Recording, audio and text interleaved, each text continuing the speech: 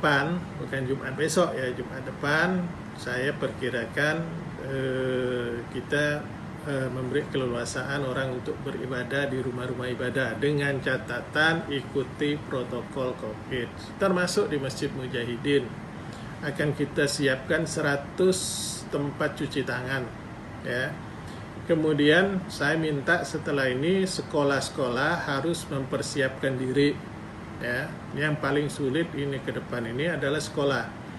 Nah, saya minta kepada kepala sekolah dari sekarang ini siapkan diri.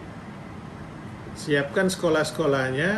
Nah, kalau di kota Pontianak mungkin tidak begitu masalah karena wastafel waktu saya jadi wali kota rata-rata sudah kita buat di sekolah. Hanya kan tinggal memperbaiki kalau airnya nggak ngalir. Nah, kemudian di daerah-daerah juga harus mempersiapkan itu. Ya. Nah, saya berharap ini semua menjadi perhatian kita. Nah, kapan masuk sekolahnya kita masih petunjuk dari pusat supaya jangan sampai nanti di daerah ini sudah, daerah ini belum dan sebagainya. Nah, kita masih mematangkannya. Kemudian kegiatan perekonomian saya rasa selama ini karena kita tidak lockdown, tidak PSBB dan lain sebagainya, kegiatan perekonomian ya berjalan dengan baik. Hanya saja nanti ya kita akan tegas siapa aja yang berkerumun di mengadakan kegiatan yang membuat massa berkerumun itu akan kita bubarkan dan akan kita tindak. Kemudian untuk di pasar-pasar masyarakat yang belanja maupun yang berdagang tidak pakai masker akan kita tindak.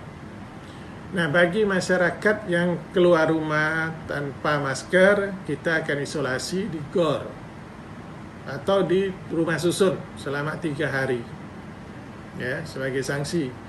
Nah, yang masih ngeyel akan kita jadikan relawan di kamar jenazah rumah sakit karena cari orangnya susah ya, cari orang untuk jadi pekerja di sana susah ya, kita carikan relawan. Nah, jadi itu yang akan kita lakukan ya, semua ini untuk kebaikan bersama. Untuk kebaikan bersama. Memang R0 Kalbar itu sekarang 0,9 artinya tidak sampai 1. Jadi kita bersyukur ya, dan mudah-mudahan ini bisa dipertahankan. Yang penting bagi kita adalah menjaga mereka yang punya penyakit bawaan. Kita sudah tahu pola, kita sudah bisa mendeteksi pola dari COVID ini ya. COVID ini yang bahaya adalah mereka-mereka yang rentan terhadap penyakit bawaan seperti diabetes, jantung, ya, darah tinggi dan lain sebagainya.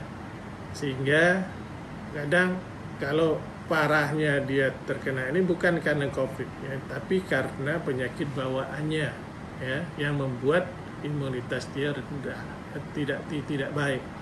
Nah, ini harus kita sosialisasikan terus. Tapi saya berharap semuanya tetap menjaga jarak, tetap menggunakan masker, tetap cuci tangan, ganti pakaian kalau pulang dan lain-lain. Nah, insya Allah kita sebagaimana paling lama ya pertengahan bulan ini kita sudah melaksanakan kegiatan-kegiatan seperti biasa. Tapi kita mulai rumah ibadah, mulai Jumat kita sudah mulai ya, kegiatan ibadah normal seperti biasa, tapi tetap menjaga jarak.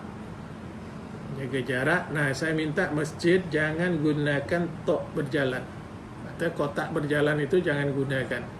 Kalau dapat pakai tangguhan aja. Kenapa? Karena nanti akan kotak berjalan itu rawan. Siapa tahu di antara itu ada yang reaktif, lalu megang kotak, yang lain nanti megang lagi, akhirnya banyak yang terjangkit. Nah, saya minta kalau kotak amal itu jangan diedarkan, tapi cukup pakai nanggok 1-2 orang aja. Nah, nanti dalam waktu 1 bulan yang tukang tanggok tuh tak usah ganti-ganti, biar aja itu supaya kita mau lihat. Nanti kemudian kita rapid test dia. Nah, kalau dia misalnya tetap non reaktif, artinya kawasan masjid itu steril ya. Nah, itu akan kita upayakan. Nah, nanti maskernya juga harus disiapkan oleh pengurus masjid, cuci tangan disiapkan, masker disiapkan ya. Nah, ke depan itu kita harus lebih disiplin, ya. Disiplin, insya Allah. Kalau tenaga medis, APD kita cukup 20 hari, jadi 1 hari bisa 1.000.